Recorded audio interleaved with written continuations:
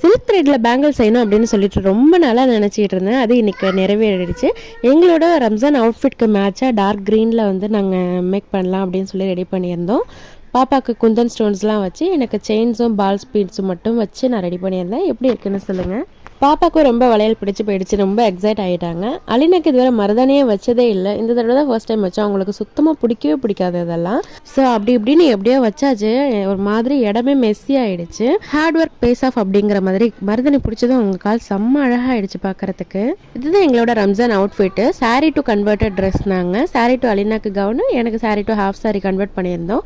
Afternoon ஒர்க்கெல்லாம் முடிச்சுட்டு evening gold shopping பண்ணலாம் அப்படின்னு சொல்லிட்டு பின்னாடியில் இருக்க கிருஷ்ண ஜுவல்லரிக்கு போயிருந்தோம். அங்கே ஒரு அரை பவுனில் செயின் பார்க்கலாம் அப்படின்னு பார்த்தா ஒரு 4-5 டிசைன்ஸ் தான் இருந்துச்சு. அவங்க வந்து எலெக்ஷன் முடிஞ்சதுக்கப்புறம் தான் புது மாடல்ஸ்லாம் வரும் அப்படின்னு சொல்லியிருந்தாங்க. சரி ஓகே அப்படின்னு சொல்லிட்டு மோதிரம் ஏதாவது வாங்கலான்னு போனோம். அங்கே பார்த்தா சைஸ் இருந்தால் மாடல் இல்லை, மாடல் இருந்தால் சைஸ் இல்லைன்ற மாதிரி இருந்தது. சரி ஓகே எலெக்ஷனுக்கு அப்புறம் வருவோம்னு சொல்லிட்டு நாங்களும் வந்துட்டோம்.